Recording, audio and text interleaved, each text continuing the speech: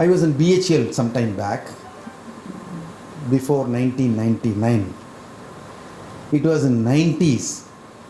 You know, it was not much of cell phone around. In our township where we had 5,400 quarters, many of our people were from different towns, and we all were living in that BHL township. And we used to have one Rajendran Kadai, which is a telephone booth, STD booth.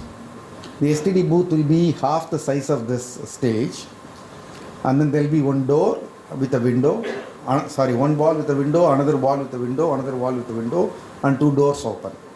In that small place, this guy will have buttermilk sold, milk distributed, newspaper, and STD.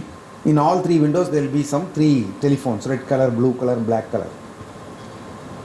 There used to be a girl by name Kala. Kala was thin, pruny, frail, pale, all poor health indicator. If there is a Kala, please forgive me. This Kala is a very good girl. You can take this name for yourself also. This Kala, and then she will come. That working hours is 8 a.m. to 8 p.m. The second shift is 8 p.m. to morning 8 a.m. is another guy, physically challenged, who will come in tricycle-like a vehicle, physically challenged. His name is Sendil, he will come in the night. This girl will get up at 6 o'clock, cook some food for her mother, no father for her, and then one younger brother, give them the food, change the clothes, and walk 4 kilometers to this place and reach by 7:40, 7:50 for 8 a.m. shift. She will take over the accounts from the Sendil and relieve him early.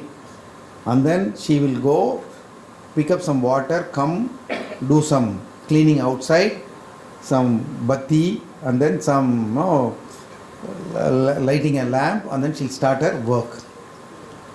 And then the telephone, our employees will come, and all of them will ask for some dialing, and then even if they don't remember number, I still remember those days, she will tell with the STD code for different places. She would at least 100 numbers she will know by heart. And then she'll do that until 2 o'clock. This work will go on, and she'll open her silver tiffin box with some curd rice and a packed bought out urga dappa.